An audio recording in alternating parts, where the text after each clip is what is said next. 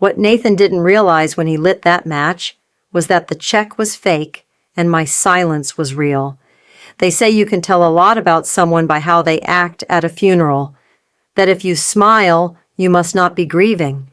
If you stand too still, they call you cold. If you're quiet, they assume you've surrendered. I remember standing near the back of that room, the one filled with lilies, red roses, and eyes that watched me like I was some mystery to solve. What they didn't know was that my story had started unraveling long before Gregory died.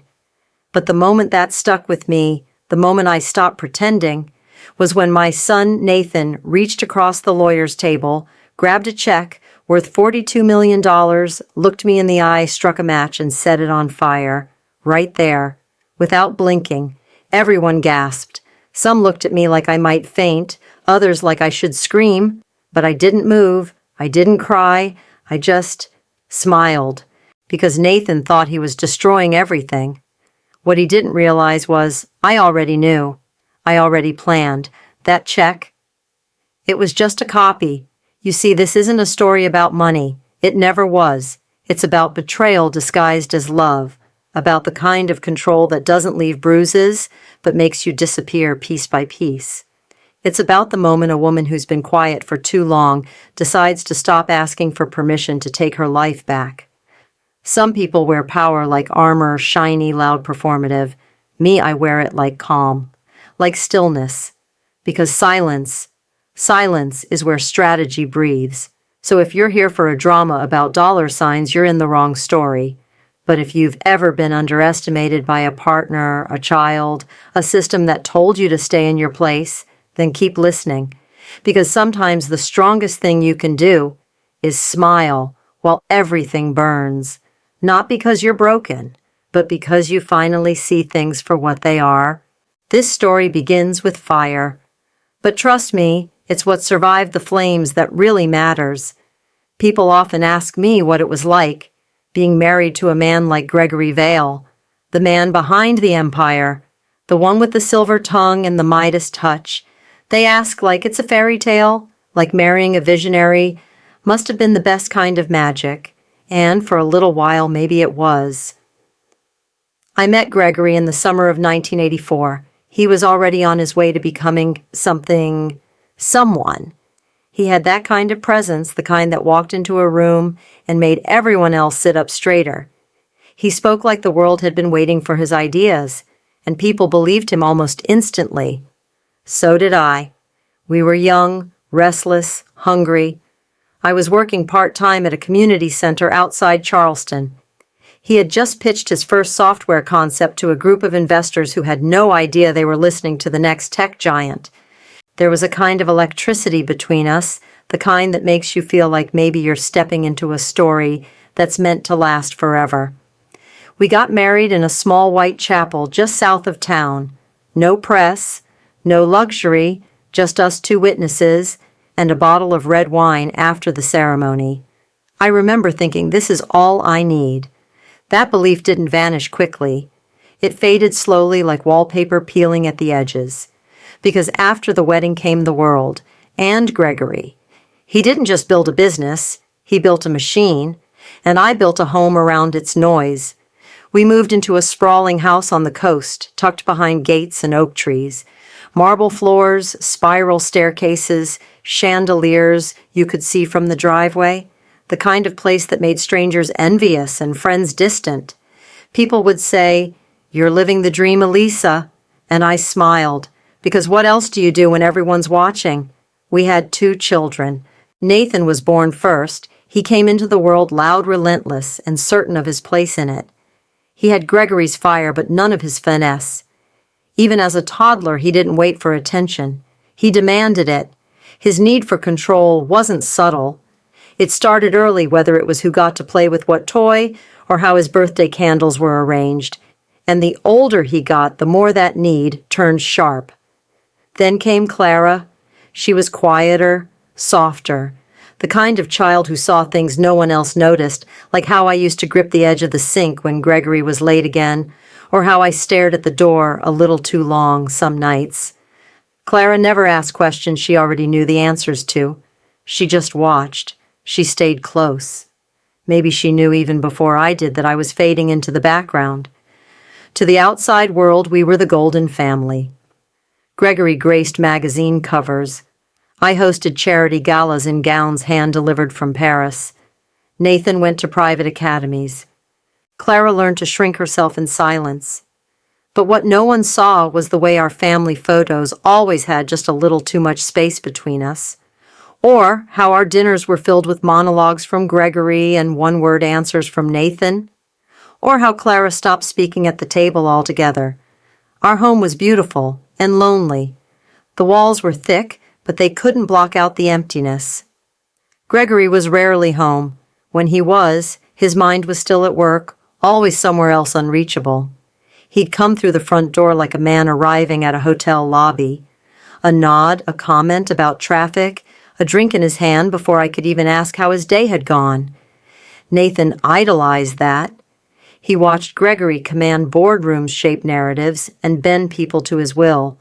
And he wanted that same kind of power, not earned, but assumed. By his teens, he'd already stopped seeing me as a mother and started seeing me as background noise, something to tolerate. Clara was the only one who ever asked how I was. Not with words, she asked by sitting beside me in the garden, her head resting gently on my shoulder, by noticing when my smile didn't quite reach my eyes. I once found a note in her drawer written in purple pen on the back of a grocery list. It said, "Mom's eyes are tired. I think she's been holding her breath for a long time." She was right. You see, the house looked perfect, but perfection can be suffocating. It doesn't leave room for truth. And in our house, the truth was this: I was slowly disappearing. I had become the woman people talked about like a ghost. She's so graceful, always composed, as if being invisible was an achievement. Gregory never hit me, never raised his voice. That's the thing about emotional absence. It doesn't leave bruises, but it hollows you out from the inside. And Nathan, he learned that version of strength too. He believed being loud made him powerful. But Clara knew better. She understood that stillness doesn't mean weakness. Sometimes it means you're just waiting for the right moment to rise. I gave my life to that family, every dinner, every birthday, every holiday perfectly planned, every storm carefully weathered. I thought if I held everything together long enough, they'd eventually see me, respect me, choose me. But I was wrong, and yet I stayed. Because when you love people, you don't walk away just because you're lonely. You stay. You adapt. You convince yourself that loyalty means silence. But I've learned silence can be many things: a cage, a wound, or a weapon.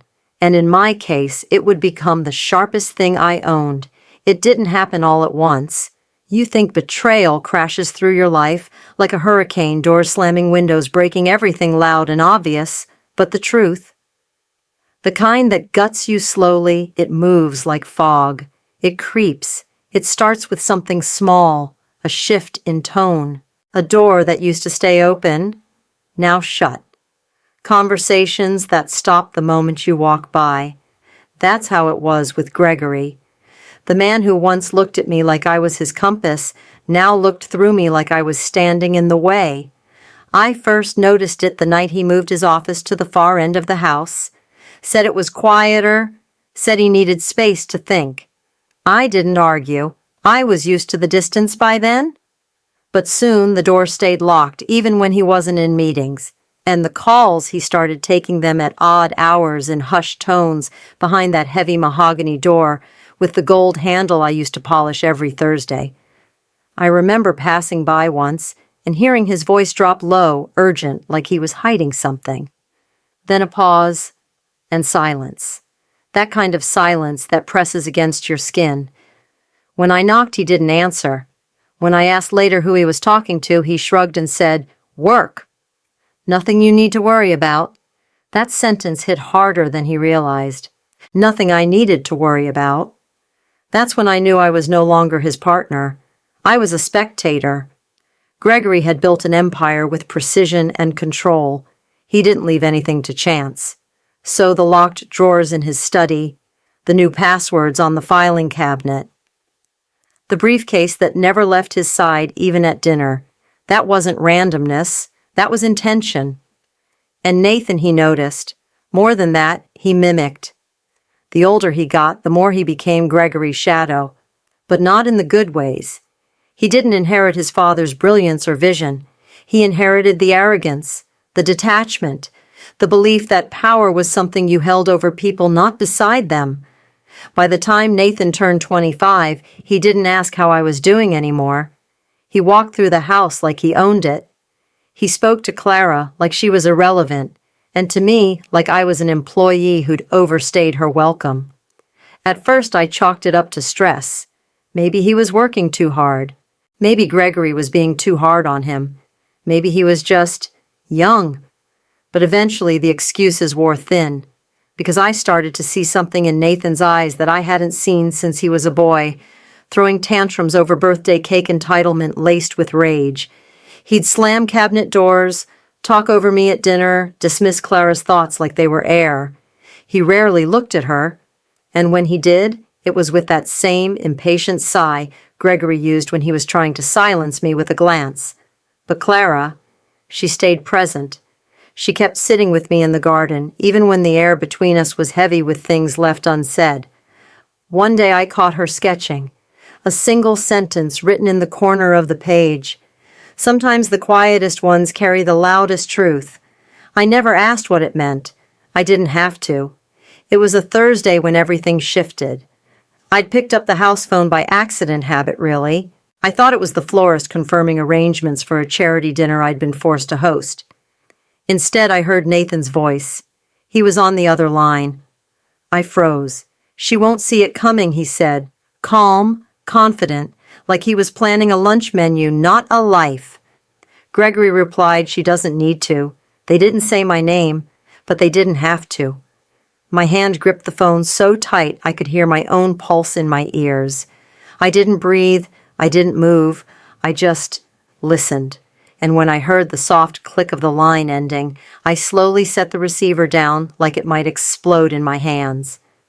Then I walked down the hallway past the photos on the wall, past the silent piano Clara used to play, past the front door that always felt more like a border than an entrance. Gregory was sitting in his usual spot in the study. Calm, unreadable. He looked up, nodded once. "Everything okay?" he asked. I smiled. "Yes. Just checking on the house." He nodded again. "Nothing more." But that night, I didn't sleep. I sat on the porch, wrapped in an old shawl, letting the cold air bite into my skin like I deserved to feel something real. I stared at the stars, tried to remember the last time Gregory and I had laughed together, or cried, or even touched without it feeling like choreography. And then it hit me. I hadn't felt safe in my own home for years. Funny, isn't it?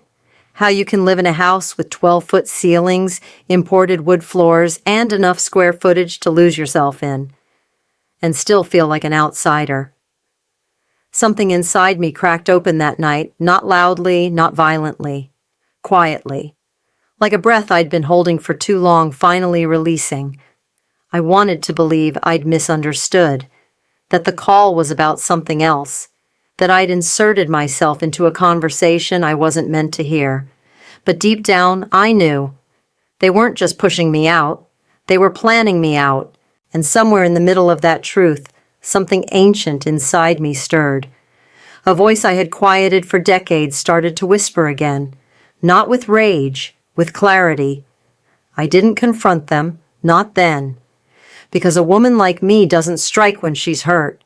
She waits, she listens, she watches, and trust me, I was watching now. There's a moment in every long marriage where something shifts, where what once held you together becomes the very thing that keeps you apart. For me, that moment came quietly. No slamming doors, no arguments, no dramatic confessions, just silence, heavy, deliberate silence. It happened on a date I used to treasure, our wedding anniversary. 32 years earlier, Gregory and I had stood in a sunlit chapel just outside Charleston. I wore a dress my grandmother helped sew. He wore a crooked smile and a promise in his eyes. I believed him when he said we'd build a life together, and we did. just not the kind I imagined. That year, our anniversary fell on a Wednesday. Nothing extravagant was planned, just a quiet dinner, a bottle of the same wine we shared on our first night as husband and wife, and maybe if we had time between board meetings and family obligations, a handwritten card. That was always our tradition. Simple, private, ours. But that morning Gregory left without saying a word. No note, no message. Just the soft thud of the front door closing before the sun had even touched the garden. I stood in the kitchen, coffee in hand, staring at the clock, telling myself he hadn't forgotten. He was just busy. There was a board meeting, perhaps, or a last-minute investor call. So I waited. I set the table, 2 plates, linen napkins, candlelight flickering in anticipation. I made his favorite lemon-thyme chicken slow-roasted the way he liked it. I wore the same pearl earrings he gave me on our 10th anniversary. The ones he said made me look like I belonged in a painting, and I waited. The sun dipped below the horizon. The wine grew warm. The candles melted down to stumps. Still I waited. When he finally walked through the door at 11:07 p.m., he didn't even glance at the table. No flowers, no card, not even a flicker of recognition that this night meant anything at all.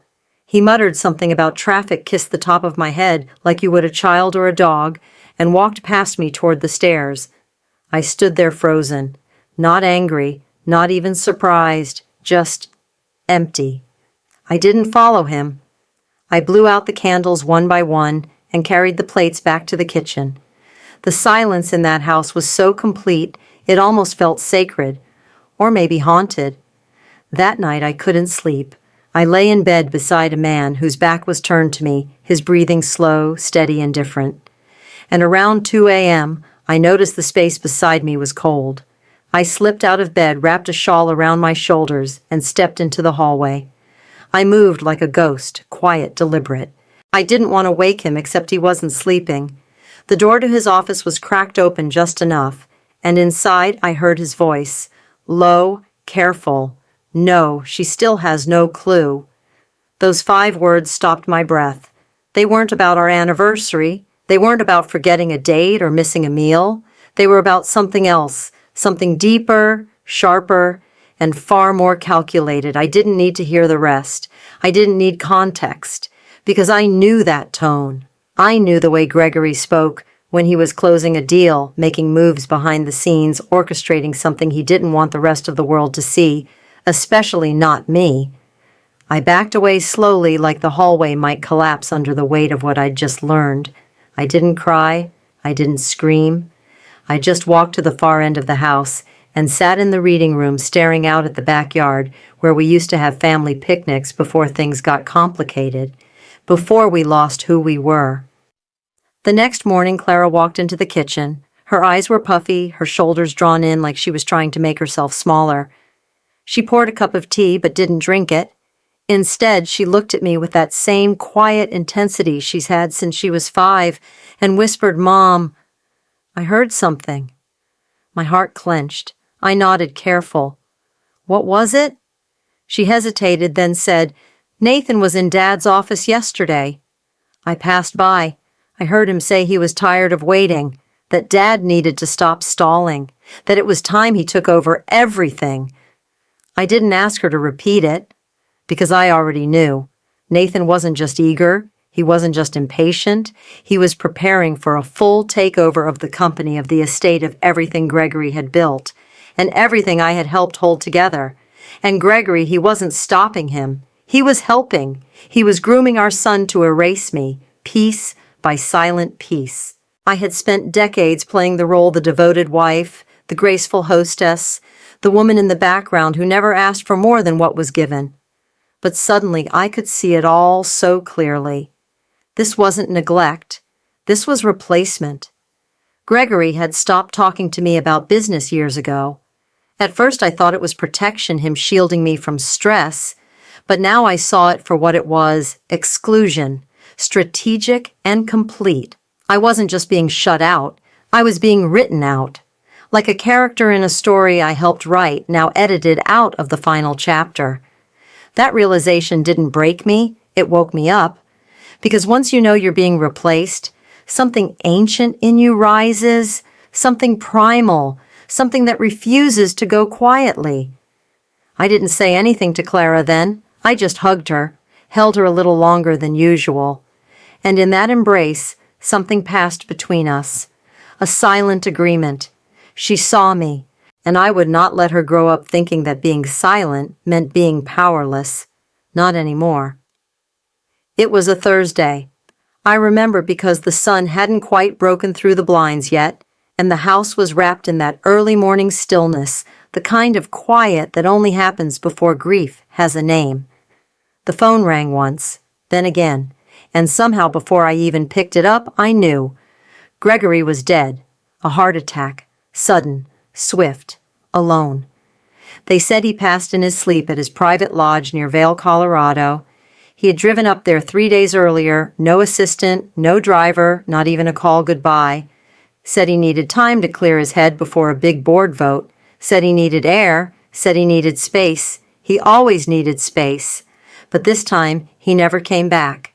I stood in the kitchen still in my robe, holding the receiver in one hand and the edge of the counter in the other, trying to steady my breath. The words "I'm so sorry" echoed through the line, but I couldn't hear them. My ears rang with everything unsaid, everything unresolved, everything that had already begun to die between us long before his heart gave out. The days that followed moved like machinery, fast, efficient, cold. Calls, arrangements, press statements, obituaries written with curated charm, interviews with shareholders, flowers sent by people who hadn't spoken to him in years but needed to be seen grieving. Gregory was no longer a man. He was a legacy, a headline, a brand. And Nathan, he took the lead like it had all been rehearsed.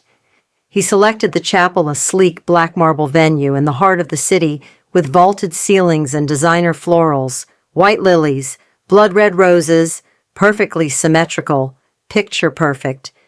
He coordinated the eulogy, ensured the media had seating, and even approved the color palette of the guest programs. "We need to control the optics," he told me. "People will be watching. Watching what a son bearing a father or a CEO transitioning into his next chapter." To Nathan, it didn't matter. At the service, I stood at the back, not because I wanted to, but because it was easier to breathe there. Clara stood beside me, her hand in mine, quiet and steady. She didn't speak, but I felt her strength pouring into me through her grip. Up front, Nathan took the podium. He looked sharp, tailored, polished. He didn't cry. His voice didn't tremble. His jaw didn't falter. When he spoke, it sounded like a press release, not a farewell. "My father was a visionary," he began. "He taught me that power is never given. It's taken. That strength isn't in feelings. It's in outcomes, in what you leave behind." He paused, scanning the room.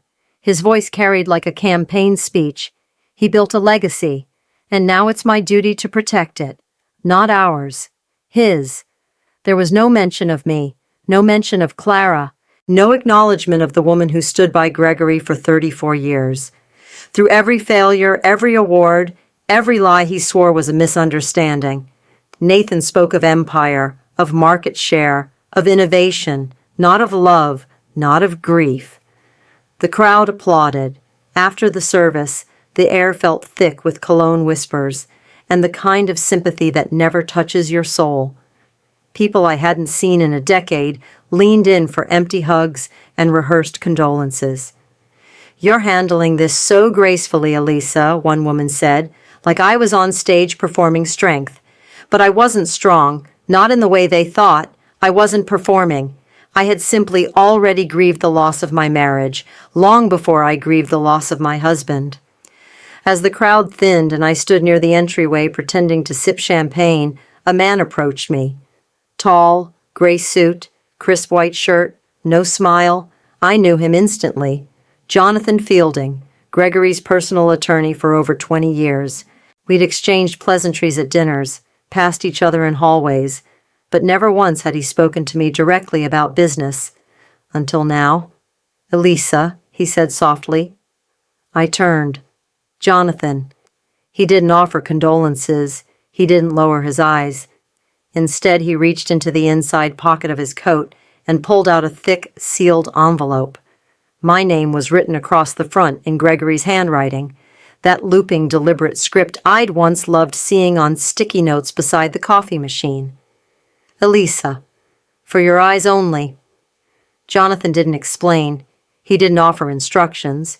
He simply gave a respectful nod, placed the envelope gently in my hand, and walked away. I stood there holding it like it might vanish if I blinked. I didn't open it. Not then.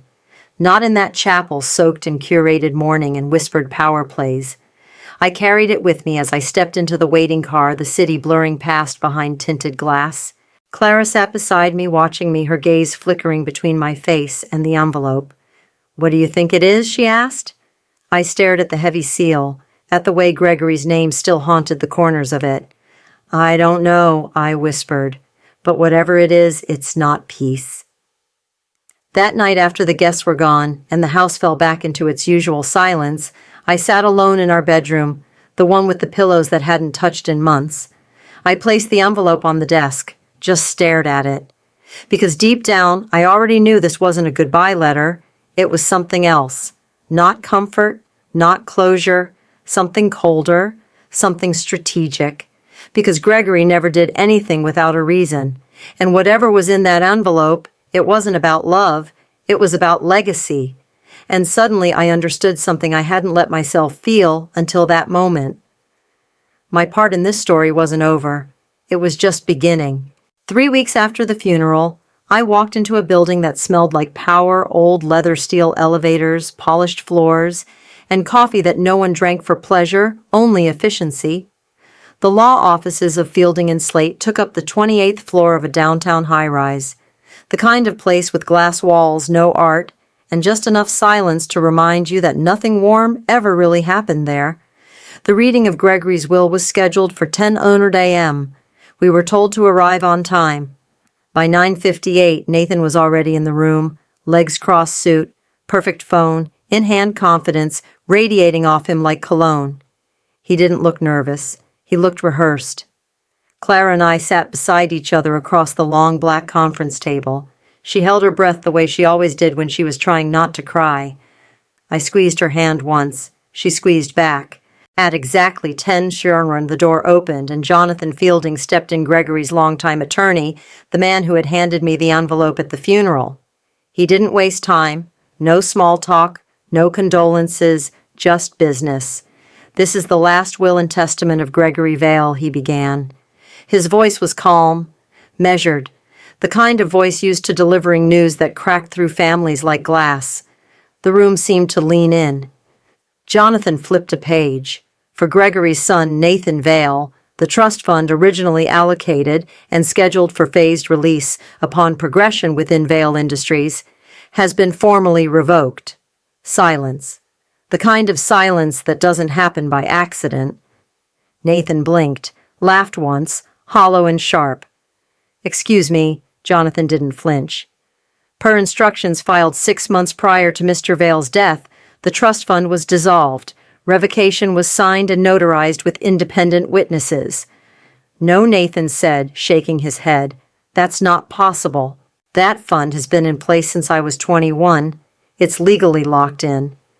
"There is a notarized rescission," Jonathan replied, flipping to the tabbed document. "Would you like to see it?" Nathan didn't answer. His jaw tightened. His fingers curled into a fist on the table. Jonathan turned the page again. To Clara Vale, Gregory leaves full ownership of the family's lakeside property in Vermont and a fully funded postgraduate scholarship in her name to be administered independently of Vale Industries. Clara's lips parted. She turned to me, eyes wide. I could tell she hadn't expected anything. That's the kind of daughter she was, grateful for scraps, conditioned never to ask for more. I didn't look at her. I kept my eyes on the folder. And then, to his wife, Elisa Vale, my name. Suddenly the room felt smaller. Gregory Vale leaves the entirety of his remaining estate, personal and business assets, real estate holdings, and a direct monetary transfer in the amount of $42 million. No one breathed. Time didn't move. I didn't react. because I had already prepared for this moment. Not the exact numbers, not the exact words, but the shift, the rebalancing, the correction. Across the table, Nathan stood so fast his chair screeched against the floor.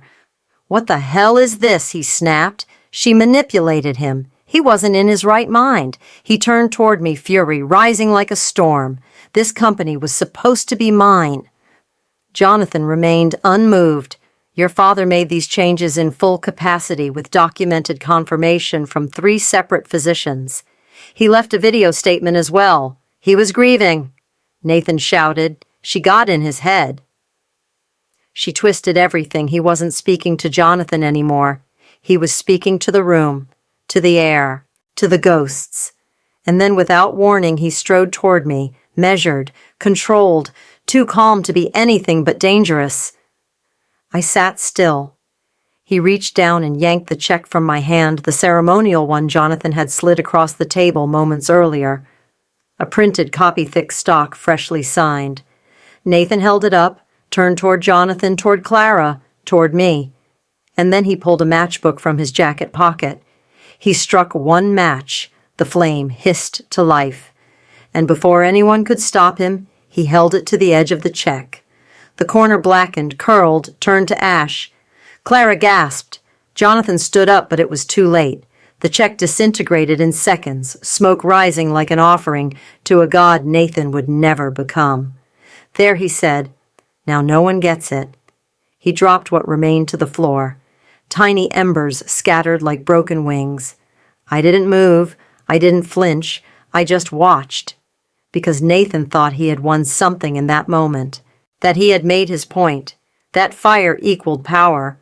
But he didn't know. He didn't know what I'd already done. He didn't know the check in his hand wasn't the real one. It was never about the paper. It was about control. And he had just set his last ounce of it on fire.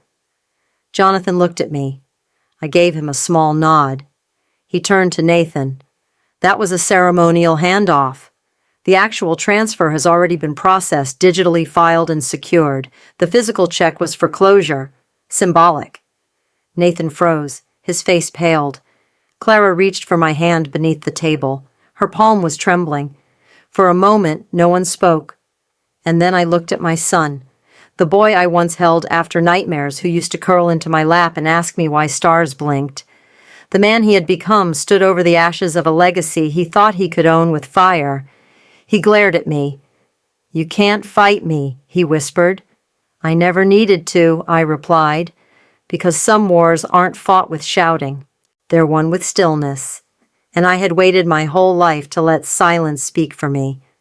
After the will reading, after Nathan turned a legal proceeding into a bonfire, I didn't go home. I didn't even speak. I walked out of that building with Clara at my side and a quiet steadiness in my chest I hadn't felt in years. Not strength exactly, something quieter, something deeper. Like the part of me that had once been erased was finding its edges again.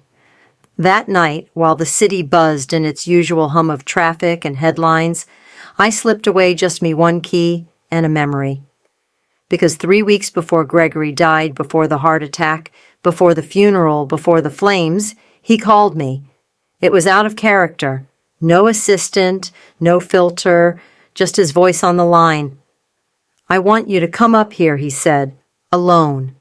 He was at his cabin in Colorado, that place in the pines he always ran to when the walls started closing in. I hadn't been invited there in years. He used to call it his space, a retreat. But something in his voice told me this wasn't about retreat. It was about reckoning. I drove up the next morning, heart-pounding hands clenched around the steering wheel. When I arrived, I barely recognized him, not because he looked different, but because the armor was gone, the bravado, the charisma, the endless calculations behind his eyes. He just looked tired, not physically, soul tired. We didn't embrace. He didn't reach for me. He simply nodded toward the fire. "I don't know how much longer I have," he said, "but there's something you need to know." We sat by the fireplace. No whiskey, no jokes, no distractions, just the crackle of old wood and a man trying to make peace with the weight of what he'd done. He told me everything. About how Nathan had been pushing for control, pressuring him for years, manipulating board members, hiding transactions, even lying to investors. At first, Gregory had encouraged it. He thought Nathan was a younger version of himself, hungry, sharp, bold. But somewhere along the way, admiration turned into unease. He doesn't care about legacy, Gregory said. Only ownership. He wants the throne, but not the weight of the crown. He stared into the fire for a long moment, then looked at me. I was wrong, Elisa. About so many things. About you. About him. About what I thought power was supposed to look like. He stood, walked to the mantel, and reached behind an old photo one from our honeymoon in 1985 when we still laughed without trying. From behind the frame, he pulled out a small silver key. Worn, thin, cold in my hand. It opens a safety deposit box, he said. Vault 409, downtown. If something happens to me, you'll understand what to do. He handed me a second envelope unsealed with my name written across the front. Don't open it until I'm gone. 3 weeks later he was, and that key never left my purse, not during the funeral, not during the will reading, and not when Nathan reduced a symbolic check to smoke and ash. Because I already had what Gregory left me, not words, not regrets, a plan. The next morning I walked into a sleek, steel-lined bank lobby. The woman behind the counter took my ID and the key. She said nothing, just nodded once, and led me down a quiet corridor where the walls echoed with generations of secrets. Box 409. I inserted the key, turned the lock, and opened the drawer. Inside were 3 items. The first, a hard drive. It was labeled simply contingency. I recognized Gregory's handwriting immediately. The second, a leather-bound ledger. Thick, old school. The kind of record you keep when you don't trust the cloud. And the third, an envelope. Sealed this time, heavier than the one at home. I opened the envelope first. Not a love letter, not an apology, a confession. Pages and pages of Gregory's handwriting notes on hidden accounts, offshore holdings, shell companies, and transfer schedules meticulously planned over the course of 2 years. He had quietly changed the company's board structure, reassigned key voting rights, named me, not Nathan, as interim chairwoman. He'd never told Nathan. He never intended to. Because Gregory, in the final moments of his life, didn't just regret what he'd built. He regretted who he had trusted to inherit it. He had seen what Nathan had become, not a leader, but a shadow of arrogance. And so he did what Gregory Vale did, best he strategized. He moved the pieces. He left behind a structure designed not just to survive without him, but to withstand Nathan. The hard drive contained encrypted records, emails, phone calls, audio files, investment trails. Every secret Gregory had kept now turned into insurance. The ledger was even more intimate. It read like a history book of our marriage, only from his side. There were notes about mistakes he made, deals he cut without my knowledge, things he couldn't say aloud, and inside the final page, another check, not a copy, not ceremonial, real, larger than the first, signed, dated, verified, a final act, a final correction. Gregory hadn't left me power out of love. He left it to me because he finally understood I had been the one holding it all together from the beginning, and now it was mine, all of it, not just the money, not just the board votes, but the full weight of the truth. Gregory had counted on Nathan to self-destruct, and he had counted on me after a lifetime of silence to rise, and I had, not with a scream, but with a key, and that was the beginning of the end of everything Nathan thought he controlled. I should have known Nathan wouldn't let it go. 2 weeks after the will was read, after he burned the ceremonial check, after I walked out of that room holding not just silence, but certainty, I received a letter. Thick, stamped, aggressive, a lawsuit, filed by my son, accusing me of coercion, claiming I manipulated his father in his final days, that Gregory wasn't of sound mind, that the changes in the will were made under duress, that the video Jonathan Fielding had referenced was a fabrication, that I'd orchestrated the whole thing. He called me a fraud, a thief, a widow drunk on revenge. I read the entire complaint without blinking. Then I folded it once, placed it in a drawer, and sat very still in the kitchen we used to eat breakfast in as a family. I stared at the tile, remembered Nathan's little sneakers kicking under that table, remembered how he used to ask for syrup in shapes, how he once drew me a picture of a lion and wrote underneath it, "This is you, Mom." I laughed, then cried, not because of the lawsuit, but because somewhere along the way, my little lion had become a man who mistook fire for strength. The court date was set. The media got wind of it fast. Nothing spreads like betrayal wrapped in money. Son sues mother over $42 million fortune. Widow accused of manipulating tech magnate's final wishes. The headlines came fast, loud, and utterly unaware of what really mattered. I didn't speak to reporters. I didn't release a statement. I let the silence speak for me. Because I knew something Nathan didn't, this game had ended before he even picked up his first piece. When the day came, I walked into that courtroom alone. No entourage, no designer legal team, just a small folder tucked under my arm. Clara sat in the gallery behind me, her face calm, her eyes fierce. She didn't say anything. She didn't need to. Her presence alone steadied my spine. Nathan entered like a storm, flanked by 5 attorneys in tailored suits and $1,000 shoes. He walked with the swagger of a man who still thought charm could win a war. He took the stand with ease. My father was under extreme stress, he said. He was isolated, influenced. He wasn't thinking clearly.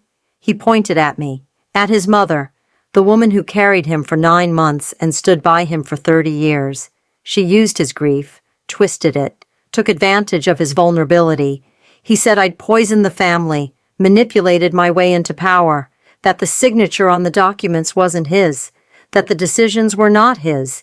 He said the money was never meant for me, only for him. The courtroom was quiet. No gasps, just tension thick enough to choke on. Then Jonathan Fielding stood. He requested permission to present a file. The judge nodded. The lights dimmed. A screen lowered at the front of the courtroom, and suddenly the room wasn't cold anymore. It was burning. Gregory's face appeared clear, calm, unmistakably lucid. He sat in his study books behind him, glasses in hand, a softness to his features I hadn't seen in years. "If you're watching this," he began, "then I'm gone. And if Nathan is challenging this, then he's doing exactly what I feared he would." My breath caught in my chest. Even now, even in death, Gregory's voice could crack something open in me. I am of sound mind, fully aware. And this decision, this restructuring of the will is mine, not Elisa's, not Jonathan's, mine. He looked directly at the camera. I built a kingdom, and I almost handed it to the wrong heir. Nathan, if you're listening, hear me clearly. This isn't punishment, it's clarity. You were never ready. You wanted the crown, but not the weight. The courtroom was still, except Nathan. His face drained of color, his fingers tapped against the table, fast, uneven, desperate. Gregory's voice softened. To Elisa, this is the only apology I know how to offer. I was wrong about so much, but not about you. You were always the one holding it together. You were my balance, even when I didn't deserve it. The screen went black. Silence settled again, but this time it was final. Nathan tried to stand, but stumbled slightly. His lead attorney placed a hand on his shoulder, whispering something I didn't catch. But I didn't need to hear it. We all knew what had just happened. Gregory hadn't just confirmed his intentions. He had dismantled every accusation, every claim, every fantasy Nathan had built in his mind. Every signature in the new will had been authenticated. Every clause cross-referenced, every medical report backed by neutral physicians. There were witnesses, time-stamped footage, biometric confirmation on the financial transfers. It wasn't just legal, it was airtight. The judge leaned forward, adjusted her glasses, and said 8 words I will never forget. The court finds no basis for this dispute. Bang of the gavel. Done. Just like that. The empire Gregory built didn't crumble in scandal. It held just not in the hands Nathan thought it would. I walked out of that courtroom with Clara beside me and no victory smile, no grand celebration, just relief. Because I hadn't won anything that day. I had simply refused to lose. Nathan didn't look at me, didn't look at Clara. He just walked out the back exit alone, the same way he came into that fight, but now with less than he had before, because he hadn't just lost a court case. He had lost the illusion that he was in control. He tried to sue truth out of silence.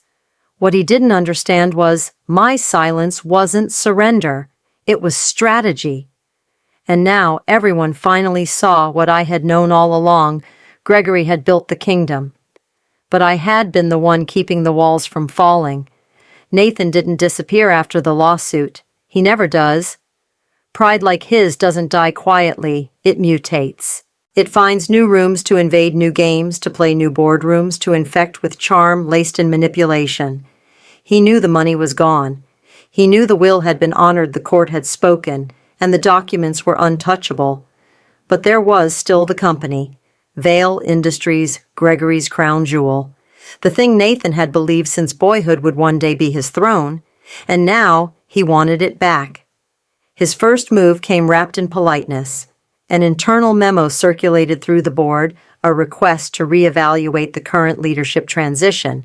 He questioned direction, asked about continuity. He used the kind of corporate language that sounds harmless until you realize it's a scalpel designed to cut away the truth. He was trying to stage a return, framed it as concern, branded it as legacy, but what he was really doing was testing how much the room still bowed when he entered it. He forgot something, though. I was no longer standing in the hallway. I now held the majority shares. The last transfer Gregory made weeks before his death had shifted ownership discreetly, quietly, legally. It wasn't just wealth. It was leverage. It was power, the kind you don't announce in a press release, the kind you unveil with a signature. So when I walked into that boardroom for the first time as interim chairwoman, I wasn't shaking. I wasn't silent. I wasn't invisible. I wore navy. Clara walked beside me, her hair tied back, her expression calm but unblinking. She had learned a lot from years of watching the men in her life dominate the table. Now it was her turn to take a seat at it. The room was filled with familiar faces, some I had once served cocktails to in our living room, men who had praised Gregory and patted Nathan on the back for being next in line. Now they looked at me with something I couldn't quite name. Respect, caution. Maybe both. I opened the meeting. My voice didn't quiver. I'd like to call this meeting to order, I said, placing a folder of share certificates in front of me. Nathan, already seated at the far end of the table, raised his voice just enough to challenge me without sounding overtly aggressive. "This is a hostile takeover," he said. I looked at him, smiled. "No. This is structure." I turned to the board. I now hold 62% of the company's shares. Gregory Vale transferred them prior to his passing. The paperwork has been verified by our legal team and by independent counsel. Silence, the kind that doesn't ask for applause. Then Clara unfolded a single sheet of paper. Her voice was clear, steady. "Effective immediately, I've accepted the seat my father nominated me for before his death. The board has already been informed." Nathan stood, angry red. "You can't do this." Clara looked at him, not with malice, but with a dignity that cut deeper than rage. "You never asked if I could," she said. "You just assumed I wouldn't." He turned to me next, eyes wide, desperate now. "You're destroying everything." "No," I said calmly. "I'm rebuilding it." That was the last time Nathan spoke in that room. He didn't yell. He didn't flip a table or make a dramatic exit, because he didn't get the ending he expected. We didn't fire him. We didn't exile him. We didn't scream. We did something far more devastating. We made him irrelevant. His name was quietly removed from the executive pipeline. His voice no longer carried weight in decision-making. His access card still worked for now, but the doors he once walked through with entitlement now opened with nothing but silence on the other side. He came back once more, a week later, walked through the front lobby, nodded at reception, stepped into the elevator like he still belonged, only to find the glass-walled boardroom already in session, without him. He stood outside that door for almost a full minute, watching Clara speak, watching me sit at the head of the table, watching a room that had once orbited around his father and that now no longer needed a veiled sun to stay in motion. He turned and walked out, didn't return the next day, or the next. Eventually his name faded off company emails, off the building directory, off whispered conversations in executive lounges. There was no press release, no announcement, no headlines, just silence. And in that silence, something beautiful happened. Peace. Not peace from conflict, but peace from noise, from manipulation, from ego, from legacy treated like inheritance instead of responsibility. We didn't celebrate. We didn't throw parties or toast with champagne. We just did the work. Clara proved herself every day with clarity, ethics, and a quiet confidence that made even the most skeptical board members begin to lean in when she spoke. She didn't try to be Gregory. She didn't try to be Nathan. She didn't even try to be me. She was herself, and that was more than enough. As for me, I kept my chair, not because I needed power, but because I had learned what real stewardship looks like. It's not about owning a company. It's about holding it in a way that doesn't break others. Nathan believed being pushed out would come with noise. What he didn't expect was silence, because sometimes silence isn't weakness, it's strategy. And sometimes the most painful punishment you can give a man like Nathan is simply this: no one is watching anymore. It's strange what stays with you. The sound of a match striking, the way ash curls in the air before vanishing, the expression on your son's face when he realizes power can't be inherited, it has to be earned. For weeks after the boardroom shift, Nathan went silent. No threats, no interviews, no backdoor maneuvers, just absence. But I knew better. Men like Nathan don't vanish. They lick their wounds in penthouses and private clubs, rehearsing their comebacks in front of polished mirrors. They reframe the narrative, rewrite themselves as victims. They wait for the world to forget long enough to try again. I wasn't afraid of his return. I just wanted him to understand one final thing.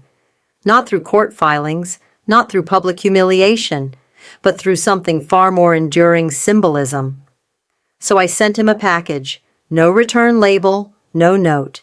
Just a black linen box, simple, unadorned, heavy with intention. It arrived on a Thursday. I know because Jonathan confirmed the signature. Nathan opened it in his new high-rise condo overlooking the skyline, a space full of glass and emptiness. Inside he found 3 items, the first a photo frame, elegant, bronze, etched with his name.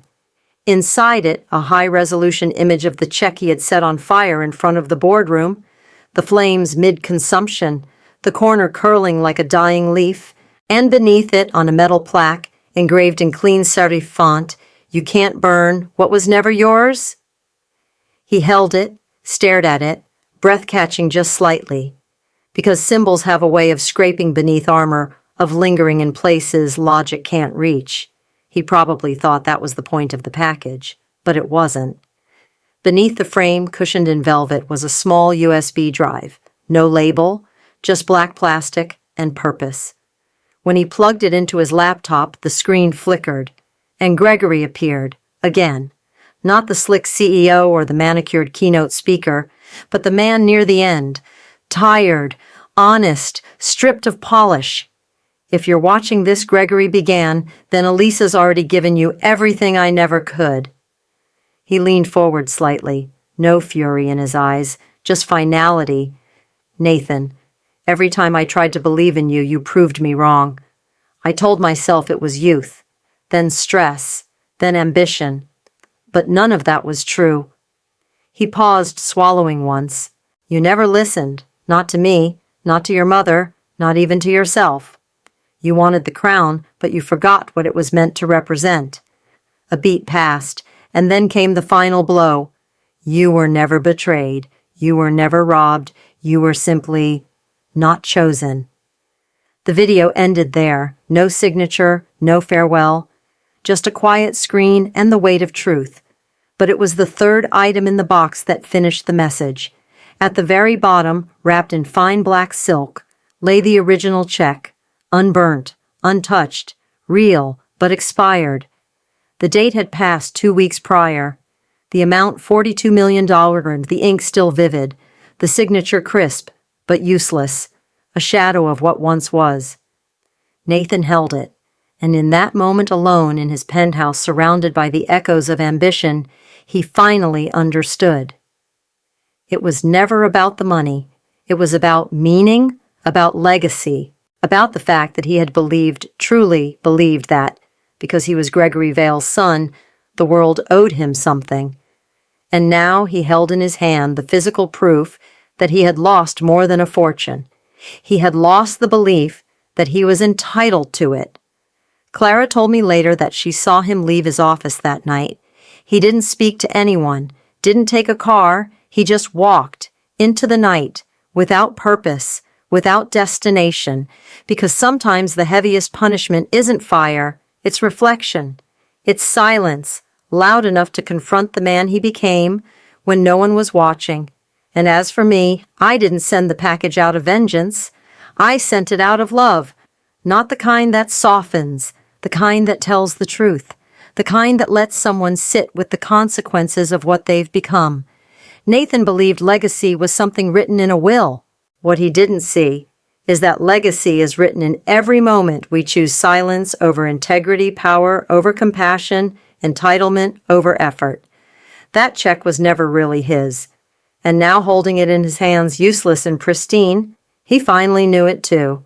It would have been easy to disappear, to take the money, the power, the silence, and vanish into the hills of Vermont, where no one would ask questions and no one would remember. But disappearing never felt like justice, and survival on its own isn't the same as healing. Gregory left me a fortune, but more than that, he left me clarity. And for the first time in my life, I knew exactly what to do with both. So I didn't buy a yacht, I didn't invest in luxury property or wine collections or anything that could be measured in status. Instead, I bought stories. Stories like mine, like Clara's, like the thousands of women who'd been erased behind polished conference doors and holiday cards that smiled too wide. Women who were silenced, sidelined, or told their pain was too disruptive to fit the family brand. I took a portion of the inheritance and built the Ashbridge Foundation, named after my grandmother, who once told me in a whisper, "Power only matters if it saves someone else." The foundation supports women betrayed not just by men, but by systems, corporations, contracts, kin. We provide legal counsel, financial support, quiet rooms, loud attorneys, healing spaces that don't just pat you on the shoulder, but put you back on your feet. The first building opened in Charleston, the same city where Gregory and I said our vows in a small chapel with peeling white paint and paper lilies. I stood at the ribbon cutting, wearing a suit that fit and shoes that didn't hurt. Clara beside me, the board behind me, a future ahead of me. The press asked what inspired it. I looked them straight in the eyes and said, silence, because silence had once swallowed me whole, and now I had learned how to speak from inside it. But that was only the beginning, because Clara, my daughter, my mirror, my quiet storm, she had her own fire to tend. While I was building Ashbridge, she was sketching out the blueprint for something I never could have imagined. Glass Whisper, that's what she called it. A non-profit devoted to whistleblowers, to the people in the shadows of boardrooms who know the truth but are too terrified to speak it, who fear for their careers, their families, their reputations, people like her, people like Gregory, before fear hardened him. Clara built a network, a digital fortress of anonymity protection and truth-telling, a place where secrets could breathe safely, where the consequences of integrity didn't have to mean ruin. She said to me once, "Mom, it's not about exposing people. It's about freeing them." And I realized in that moment how much stronger she was than I ever had the chance to be at her age. We held a joint conference, Ashbridge and Glass Whisper, 6 months after the lawsuit. I watched Clara take the stage. She didn't speak loudly. She didn't command the room like a general. She let the room come to her. And when she opened with these words, I felt something shift in the world. Legacies aren't written in wills. They're written in survival. And sometimes survival means building the very thing no one else ever built for you. There was no applause break, just a stillness. And then the kind of rise from chairs that isn't about frenzy. It's about recognition. Because that's what power truly looks like. Not the applause, not the headlines, not the billions in valuation or the corner office with skyline views. Power is the woman who was supposed to disappear, choosing to stay.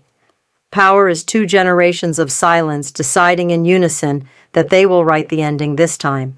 Ashbridge and Glass Whisper didn't launch with viral campaigns or celebrity endorsements. They grew the way truth does, slowly, quietly, undeniably. A woman in Boston who exposed her boss's embezzlement. A mother in Seattle who found legal counsel after being erased from her late husband's trust. A daughter in Phoenix who saw her mother cry in silence for decades and finally said, "No more." And me, I wasn't chasing justice anymore. I was building it, brick by brick, policy by policy, voice by voice. I stopped asking the world to see me, because now I define what being seen looks like, and I've learned something I wish I could whisper to every woman still swallowing her story for the sake of keeping peace. You are allowed to burn the blueprint they handed you. You are allowed to rebuild. You are allowed to make silence your language if you also make truth your legacy. And as for Nathan, he watches from afar now. His name no longer opens doors, only memories. He hasn't tried to return, not because he couldn't, but because he finally understood we weren't waiting for his apology. We were building a world where it didn't matter anymore. The house is quiet now, not heavy quiet, not the kind that lingers after loss, but the kind that follows a song that ended exactly when it was supposed to. I walked barefoot through the halls I once tiptoed in, afraid to disturb Gregory's sleep or Nathan's moods. The wallpaper still holds sunlight in its creases. The floor still remembers laughter and arguments, and the silence I wore like armor for decades. But I am not lonely here. I am complete. In the kitchen drawer tucked beneath old receipts and birthday candles, I leave behind one final letter, addressed simply Nathan. No pages, no legal tone, just one sentence written in the hand that once cradled his fevered forehead. Love is not a leash. I hope you find something softer before it's too late. I don't know if he'll read it, but I hope he does. Across the city, Clara stands before a crowd, the first annual summit of Glass Whisper. She's wearing a suit she picked herself. No one dressed her for this. No one coached her. She doesn't need a microphone to be heard.